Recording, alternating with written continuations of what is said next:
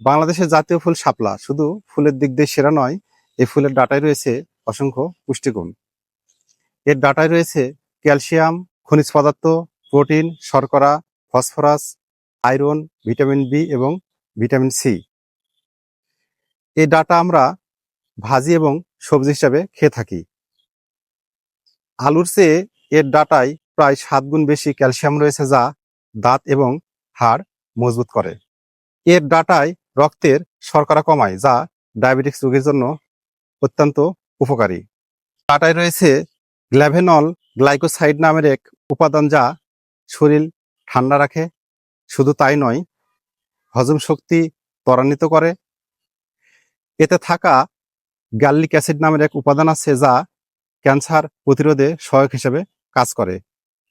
সুতরাং এই শাপলা ফুল আমাদের আশেপাশে অনেক দেখা যায়। এর ডাঁটা আমরা রান্না করে খাবো এবং সুস্থ থাকবো।